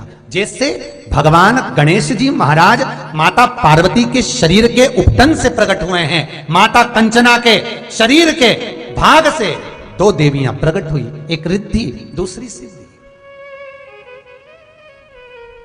क्यों प्रकट करा इनको प्रकट करने का कारण क्या था? गणेश जी को प्रकट करने का कारण क्या था कि असुरों के काम में विघ्न डालना है। पर गणेश जी क्या कर रहे हैं? असुरों के काम में तो विघ्न डाला, पर इनकी शादी नहीं हुई तो ये देवताओं के काम में भी विघ्न डालने लगे, ब्याह नहीं होने दे। तो माता कंचना देवी से स्वयं विश्वकर्मा जी ने निवेदन करा, हे कंचना तुम्हारे शरीर से 2 देवियां प्रकट करो और गणेश जी की सेवा में भेज दो। गणेश जी को जिस घर में लोग विवाह शादी में बुलाएंगे, वहां पर तुम्हारी दोनों बेटियां गणेश जी की सेवा में जाएंगी। हर शादी में तुम्हारी 2 बेटियों को भेज देना, रिद्धि और सिद्धि को। तो इन रिद्धि सिद्धि को क्यों भेजना? तो कंचना देवी जब गणेश जी अपने चूहों को, अपने गणों को आदेश करेंगे कि जाओ शादी में विघ्न डालो, तब तुम्हारी रिद्धि सिद्धि गणेश जी की ऐसी सेवा करे कि गणेश जी की दृष्टि काम बिगाड़ने में जाए ना और तुम्हारी देवियां काम सवार दे। बस इतना सा काम तुम्हारी देवियों को करना। गणेश जी का जन्म हुआ था असुरों के कार्य में विघ्न डालने के लिए, देवताओं के कार्य में विघ्न डालने, शादी नहीं होने दे। रिद्धि सिद्धि का काम है कार्य को सफल करना। तो गणेश जी की सेवा में रिद्धि सिद्धि पहुंच गई। और जब गणेश जी की सेवा में रिद्धि सिद्धि पहुंची, अब गणेश जी महाराज रिद्धि सिद्धि कभी, जैसी गणेश जी महाराज अपने चूहे को पास में बुलाए कुछ बोलने के लिए, इतने में रिद्धि पहुंच जाए पंखा झेलने के लिए। इतने में सिद्धि आके बोले, प्रभु क्या खाओगे? गणेश जी बोले मोदक। सिद्धि जाए मोदक लेने, इतने में रिद्धि चरण दबाए। रिद्धि चरण दबाए तो गणेश जी का ध्यान चूहों पे जाए नहीं, और जिसकी यहाँ शादी थी उसके मंगल ब्याह बड़े प्रेम से हो जाए। गणेश जी जब घर आए तो चूहे बोले, प्रभु आज तो काम नहीं बिगाड़ा अपन ने। गणेश जी बोले, ये रिद्धि सिद्धि बहुत चतुर है, ये काम नहीं बिगाड़ने दे रही है। कहां है रिद्धि सिद्धि? बुलाओ उनको। बुलाया रिद्धि सिद्धि को। गणेश जी ने कहा, हे रिद्धि सिद्धि सुनो, मैं तुम्हें श्राप देता हूं। इतने में तो तुरंत कंचना देवी सामने प्रकट हो गई और माता कंचना देवी आकर बोली, प्रभु श्राप मत देना मेरी बेटियों को, इनको श्राप नहीं दीजिए। क्यों? किस लिए ना श्राप दूं मैं? कंचना कहती है, प्रभु श्राप ना दीजिए, मेरी बेटियां श्राप के योग्य नहीं है। ये तो देवताओं का हित कर रही हैं, ये तो देवताओं का कल्याण कर रही हैं, आप इनको श्राप ना दीजिएगा। प्रभु भगवान गणेश जी ने कहा, कंचना देवी तुम्हारी इन बेटियों ने मेरे साथ गलत कर्म किया। मैं जहां पर विघ्न डालना चाहता हूं, यहां बीच में आकर ये अपनी दृष्टि से, अपनी सेवा से मुझे विचलित कर देती। प्रभु क्षमा करना, अब ये आपको कभी कष्ट नहीं देंगे, ये तो जगत के कल्याण के लिए सेवा करने आई थी। आप बोलते हो अब नहीं आएंगे, ठीक है। कंचना देवी रिद्धि सिद्धि को लेकर चली गई। गणेश जी महाराज मूसक पर सवार होकर और होता है, गणेश जी अपने चूहे को हमेशा, तेरा चूहा करत कमाल गणेशा मेरी कुटिया में, गणेशा मेरी कुटिया में, गणेशा मेरी कुटिया में, तेरो चूहा करत कमाल गणेशा मेरी कुटिया। भगवान गणेश जी जब घर पहुंचे, मां जगत जननी पार्वती ने शंकर जी से कहा विवाह करना है गणेश का। देवर्षि नारद गए, सीधे पहुंच गए प्रजापति विश्वरूप विश्वकर्मा के पास में। महाराज आप मौन बैठे हो, क्या बात है? विश्वरूप विश्वकर्मा जी बोले बेटी को ब्याह करना है, कोई लड़का बताओ। देवर्षि नारद बोले कैसा लड़का चाहिए? जो बैठे तो लगे कि जमाई बैठा है। ओ हो, भगवान बोले बिल्कुल ऐसा ही है, एक बार बैठ गया तो उठता ही नहीं है 10 दिन तक। ठीक है, मेरी बेटी को मीठे का शौक है, भोजन वो बनाए, उसकी नाक ऐसी हो सूंघ कर आ जाए। ठीक है, भगवान श्री गणेश जी महाराज से विवाह पक्का किया। भगवान गणेश जी की मंगल बारात कंचना देवी के दरवाजे पर, प्रजापति विश्वरूप विश्वकर्मा के द्वार पर भगवान गणेश जी की बारात जा रही है। आप सभी को ये भादों के महीने में भगवान गणेश जी के जन्म उत्सव के साथ साथ भगवान गणेश जी के मंगल विवाह की बहुत बहुत बधाई है। सभी के घर में आज रिद्धि सिद्धि प्रवेश कर जाए। आप सबके घर में बुद्धि के देव गणेश जी के साथ इतनी रिद्धि सिद्धि आए कि आप भी अपनी जिंदगी में खूब शिव महापुराण की कथा, जैसे सोमवंशी परिवार करा रहा है हरदोई उत्तर प्रदेश से, आप भी अपने जीवन में एक बार शिव महापुराण की कथा करवाएं। खूब दान पुण्य धर्म सत्कर्म करें, बाबा भोलेनाथ आपके भंडार भरे। ऐसे शंकर भगवान के पुत्र श्री गणेश जी महाराज की बारात चली है। महाराज भाव से, प्रेम से, आनंद से जा रहे। एक शिव परिवार में जितने भी बैठे होते हैं, चूहा हो, मोर हो, सर्प हो, सिंह हो, नंदी हो, ये सब एक दूसरे के विरोधी हैं। पर शंकर के नजदीक पहुंचने पर इनका विरोधाभास समाप्त हो जाता। जगत में कितना भी भ्रम हो, जगत में कितना भी क्लेश हो, जगत में कितनी भी तकलीफें हों, अगर भगवान के चरणारविंद में जब आप पहुंचे, भगवत तत्व की ओर जब आप जाएं, तो आपके जीवन में एक बात हमेशा रहना चाहिए कि भगवान की शरणागति में ये काम, लोभ, विषय, वासना, आसक्ति, तृष्णा, अहंकार, ये सब समाप्त हो जाए।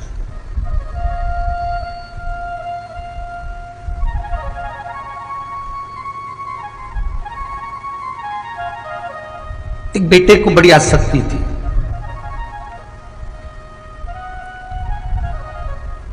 बाप से कहता था कि मैंने सब कुछ कमाया है।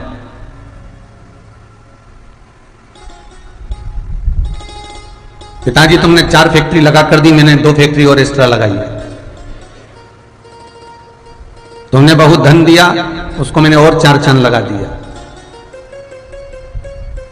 मैंने उसमें कमी नहीं रखी है। पिताजी एक बार बेटे से बोले कि तू एक काम कर, अब कमा बहुत लिया है, अब एक काम करो कि भगवत भजन करो, चलो मेरी गुरु की शरण में चलो। जिन गुरु के सानिध्य में मैं रहा हूं, जिन गुरु के सानिध्य में रहकर मैंने अपनी पूरी फैक्ट्री डाली है, जिन गुरु के सानिध्य में रहकर मैंने भगवत भजन किया है, जिन गुरु के सानिध्य में रहकर मैंने भगवत चर्चा करी है, अब आप भी उस गुरु की शरण में चलो। 4 गुरु हमारे जीवन में होते हैं। पहला गुरु है मां, दूसरा गुरु है पिता, तीसरा गुरु है शिक्षक और चौथा गुरु है सतगुरु। 4 अवस्था के ये 4 गुरु हैं। बचपन में मां का आशीर्वाद, जवानी में पिता का आशीर्वाद, अधेड़ी में शिक्षक का आशीर्वाद और बुढ़ापे में सदगुरु का आशीर्वाद होना चाहिए। पानी पियो छान और गुरु करो जान। 50 बार विचार करना कि ये गुरु करने के लायक है कि नहीं। जिसको हम गुरु बना रहे हैं ये हमें भाव सागर से, संसार सागर से तार सकता है कि नहीं। मालूम पड़े फिर वही आसक्तियों में, वही तृष्णा में, वही वासना में पटक दे तो क्या बोले। असली गुरु को पहचानो।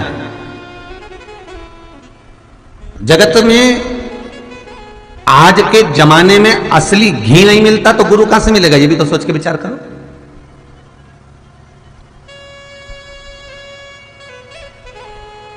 हम जगत के उजाले में, जगत की डेंटिंग पेंटिंग में, जगत के शौक और जगत के बहुत बड़े फैलारे में हम फंसकर सोचते हैं कि उनके 10,000 शिष्य हैं तो उनके 5,000 शिष्य हैं तो उनके 2,000 शिष्य हैं तो हम उन्हीं को गुरु बना लें। 50 बार विचार करो। गुरु सुखदेव जी महाराज जब राजा परीक्षित जब सुखदेव जी के पास में गए थे, 350 गुरुओं के पास मिलते मिलते गए थे। कोई कहता था मैं ये कर दूंगा, कोई कहता है मैं ये कर दूंगा। तब सुखदेव जी महाराज आखिरी में मिले। उन्होंने कहा मैं ये नहीं कहता कि मैं तुझे बचा लूंगा, पर इतना जरूर कहता हूं, अगर तू भगवत स्मरण करेगा, अगर तू भगवत चर्चा करेगा, अगर तू कथा रसतत्व में डूबेगा तो ये पक्का है कि जो मृत्यु आएगी, जो सर्प डसेगा तुझे उसका भान नहीं होगा, तुझसे भय नहीं होगा।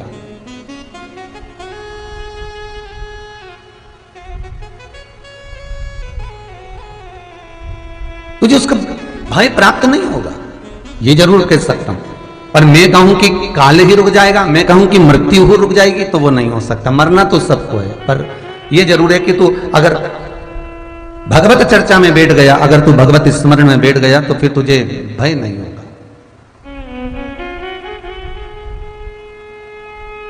माता जगतजननी जगदम्बा ने भगवान शंकर को गुरु बनाया है,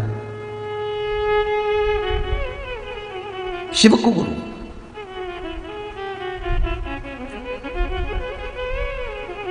भगवान शंकर को गुरु बनाया एक शिव का स्मरण कर कर।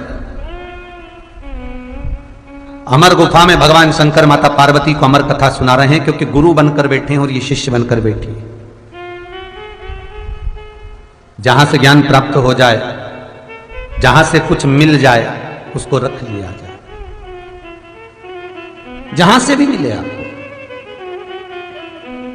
अगर जिंदगी में कुछ अच्छा मिल रहा है तो उसको अपने पास में संजो कर रख लो, जो बेकार मिल रहा है उसको छोड़ दो।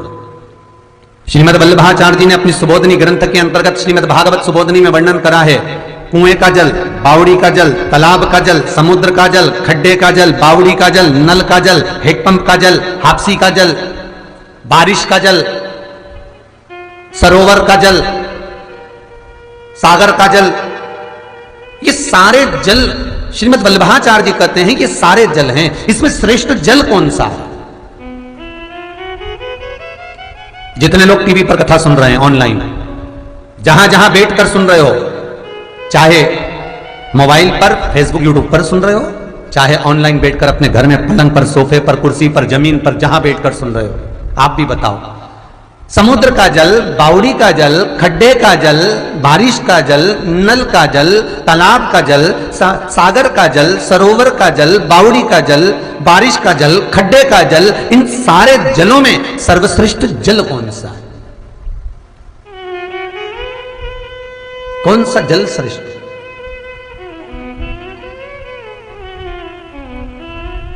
श्रीमद् वल्लभाचार्य जी जल भेद ग्रंथ के अंदर लिखते हैं, सर्वश्रेष्ठ अगर कोई जल होगा, वैष्णव कहते हैं कुएं का जल अगर श्रेष्ठ होगा, कोई कहता है नदी का जल श्रेष्ठ होगा, कोई कहेगा सरोवर का जल श्रेष्ठ होगा।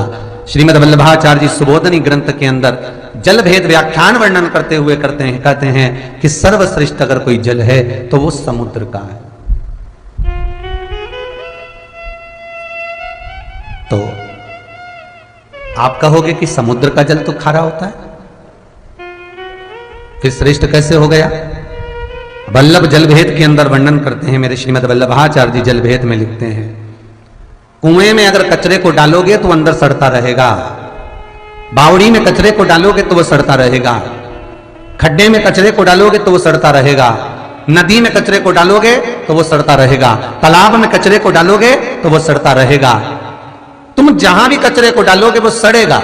श्रीमद् वल्लभाचार्य जी कहते हैं समुद्र में अगर कचरे को डाला तो वो किनारे लगा देता है, समुद्र अपनी लहरों से उस कचरे को किनारे छोड़ देता है। समुद्र में मोती, रतन, माणिक, सोना, चांदी, अंबर, पीतांबर डालोगे तो समुद्र अपने अंदर उतार लेता है।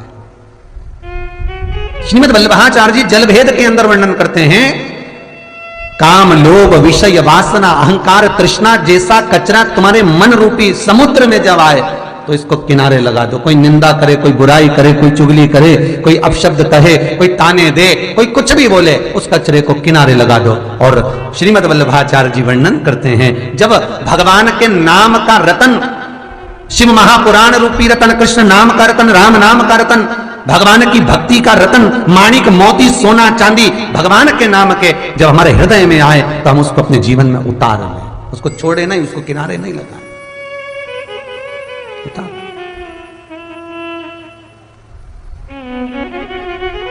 समुद्र का जल श्रीमद् वल्लभाचार्य जी सर्वश्रेष्ठ बता रहे हैं। क्यों? क्योंकि समुद्र में वो गरिमा होती है, समुद्र में वो भाव होता है। चंद्र अमावस्या पर जब क्षय होता है, चंद्रदेव जब घटते हैं तो समुद्र का जल घटता है, और जब पूर्णिमा पर चंद्र प्रबल होते हैं तो समुद्र का जल प्रबल होता है, बढ़ता है, उछलता है, ज्वार और भाटा जिसको कहते हैं। क्यों? किस लिए? शिव पुराण कहती है, श्रीमद् वल्लभाचार्य जी जल भेद में वर्णन करते हैं, समुद्र जैसी गरिमा हमारे भीतर होना चाहिए। किसी का सुख देखकर प्रसन्न होकर उछलो और किसी को दुखी देखकर अपने भीतर भी दुख का भान हो, अपने भीतर भी दुख हो, समुद्र जैसी गरिमा।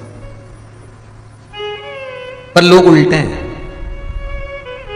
अगर कोई सुखी है तो उसको देखकर दुखी हो जाता है, और कोई दुखी है तो उसको देखकर सुखी हो जाता है।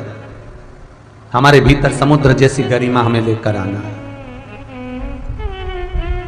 समुद्र श्रेष्ठ बताने का तीसरा कारण श्रीमद् वल्लभाचार्य जी कहते हैं कि समुद्र में एक श्रेष्ठता और है कि समुद्र खारा है, अर्थात सत्य बोलने वाला, खरा बोलने वाला, आपके मुंह पर वाणी से कहने वाला हमेशा बुरा ही होगा, खारा,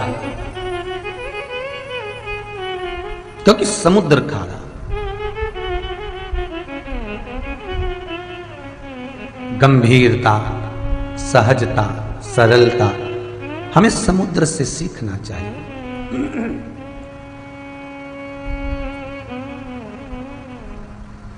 गुरु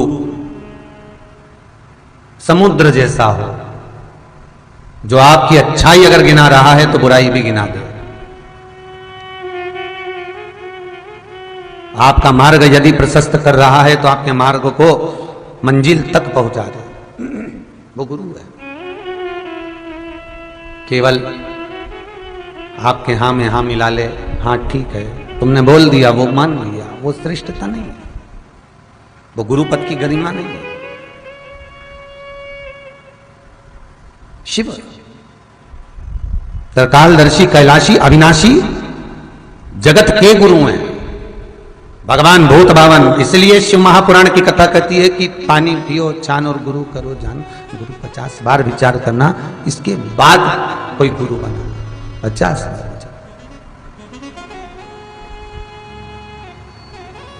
विचार करना कि ये गुरु बनाने के लायक है कि नहीं। भगवान शिव त्रिकालदर्शी, कैलाशी, अविनाशी को मेरी मां जगतजननी जगदम्बा ने गुरु बनाया, और गुरु बनाकर मेरी जगतजननी जगदम्बा पार्वती। हाँ, शिव पुराण का एक लेख बड़ा सुंदर है, वो भी समझ लेना। माता उमा महेश्वर को गुरु बनाई है, माता सती शंकर को गुरु बनाई है। एक प्रसंग मुंबई में मारवाड़ी महिला मंडल ने शिव महापुराण की कथा करवाई थी, वो यूट्यूब पर डली हुई है। उसमें एक प्रश्न आया था, उसमें एक प्रश्न किया गया था, उसमें एक प्रसंग कहा गया था, एक प्रसंग का व्याख्यान वर्णन किया गया था। किसी ने एक प्रश्न किया था, गुरुदेव स्त्री को गुरु बनाना चाहिए कि नहीं बनाना चाहिए? महाराज, शिव महापुराण का लेख कहता है नारी का सर्वप्रथम गुरु उसका पति होता है, इसलिए उसको पति परमेश्वर कहते हैं, सर्वप्रथम गुरु। ये तो हो गया चित्तवृत्ति से, पर परमात्मा से मिलन कराने के लिए, परमात्मा से मिलने के लिए, ज्ञान का साक्षात्कार कराने के लिए 5 कर्मेंद्रिय, 5 ज्ञानेंद्रिय और एक मन, ये 11 रूपी इंद्रियों को संयमित करने के लिए, भगवान की भक्ति में डूबने के लिए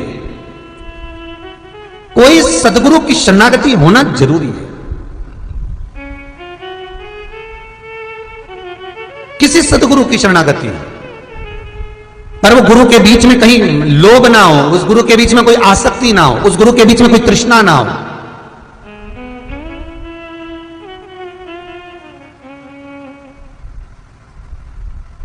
गुरु पूर्णिमा पे गुरु जी से मिलने जा रहे हो, 1 दर्जन केला ले जा रहे हो, नारियल ले जा रहे हो, मिठाई का डब्बा ले जा रहे हो, और गुरु जी के चरण पूजन करके गुरु जी को तुमने मिठाई का डब्बा दिया, केला दिया, नारियल दिया। साल में 1 बार गुरु पूर्णिमा आई और तुम गुरु जी के पास गए और ये सारा सामान 1 बार दिया है, इसके बाद ना गुरु से मतलब ना चेला से मतलब, तो ये गुरु का भाव नहीं कहा गया। ये गुरु का भाव नहीं कि केवल गुरु पूर्णों पे गुरु याद आए, केवल गुरु पूर्णिमा पे गुरु जी याद आए। नहीं नहीं नहीं, प्रत्येक क्षण, प्रत्येक पल, प्रत्येक घड़ी आप जो कर्म कर रहे हो, आप जो कर्म समर्पित कर रहे हो, आप जो कर्म करने जा रहे हो, उसमें आपको गुरु का भान होना चाहिए। गुरु तत्व क्या है? कभी माता पार्वती के चरित्र से श्रवण करना कि गुरु तत्व क्या है। माता पार्वती कहती है गुरु तत्व वो तत्व है जैसे एक पानी के मटका को सिर पर रखकर पानी भरकर स्त्री उस मटके को जब लेकर चलती है, हाथ उसके नीचे रहते हैं, मटका उसके सिर पर रहता है, मटके पर मटका, मटके पर मटका रखा होता है, और स्त्री पनघट से जल लेकर जब अपने घर चलती है, 4 स्त्रियां उसको मिलती हैं, उनसे बात कर लेती है, कोई मिल गया उससे बात कर लेती है और मटका लेकर चलती रहती है। मटके को पकड़ कर नहीं रखा है, बात भी कर रही है पर मटका नीचे नहीं गिरा। उसका बात करना एक अलग प्रसंग है, पर भले वो किसी से बात करे, भले वो किसी से चर्चा करे, पर उसकी चित्त वृत्ति जो सिर पर मटके पर मटका रखा है, उस मटके में उसकी चित्त वृत्ति रमी हुई है, इसलिए सिर स्थिर है, वो रमी है, चित्तवृत्ति वो मटके में लगी हुई है। बस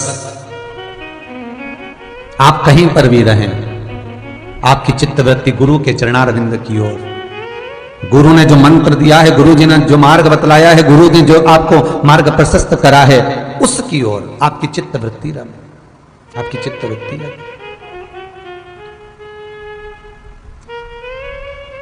बहुत विचित्र जमाना है महाराज। एक भेरू जी का ओटला था, उस पे इतना बड़ा बड़ा भाटा रखा, पत्थर रखा, सब पे सिंदूर पुता। पढ़ा लिखा लड़का गांव में आ गया और गांव में आकर पूछा, पिताजी ये क्या है? पिताजी बोले ये भेरू जी है। तो पिताजी इतने सारे भेरू कहां से आ गए इस पीपल के पेड़ के नीचे या होटला पे? पिताजी बोले हमें नहीं मालूम, दादाजी से पूछना। दादाजी के पास में गया, दादाजी से पूछा, दादाजी अभी मैंने भेरू जी का होटला देखा, इतने सारे भेरू ही भेरू वहां पर रखे हुए थे, सब पे सिंदूर पुता हुआ था। दादाजी इसमें असली भेरू कौन सा है? दादाजी बोले बेटा हमारे जमाने में तो एक ही भेरू था, जो बीच में बड़ा सारा भाटा रखा है, लोग उसी पर सिंदूर पोतते थे, उसी पे बरक लगाते थे, उसी को चूरमे का भोग धराते थे। फिर इतने सारे भाटा पत्थर सब पे सिंदूर पुताए, इतने सारे भेरू कहां से आ गए? तो दादाजी बोले बेटे हमारे जमाने में तो एक ही भेरू था। तो तो इतने सारे भेरू कहां से आ गए? तो दादाजी बोले लोग भेरू जी के सिंदूर पोतने आए थे, साथ में रुमाल नहीं लाए थे, नेपकिन नहीं लाए थे। एक भाटा उठाया, सिंदूर पोतने के बाद हार पोंछ कर पटक गए। दूसरा आया, दूसरे ने भाटा उठाया, हाथ पोछा पटक गए। तीसरा आया, हाथ पोछा पटक गए। इतने सारे भेरू इकट्ठे हो गए कि लोग उन पुतौओं पर पोंछ कर चले गए सिंदूर को, और जो असली भेरू बैठा था वो बैठा की बैठा ही रह गया। वो असली धरा की धरा ही रह गया, बैठा की बैठा। असली गुरु हमारा शिव, मेरा शंकर जो असली है, वो मौन होकर बैठा हुआ है और संसार भ्रम में पड़ा हुआ है। ना जाने कहां कहां दौड़ रहे हैं, जान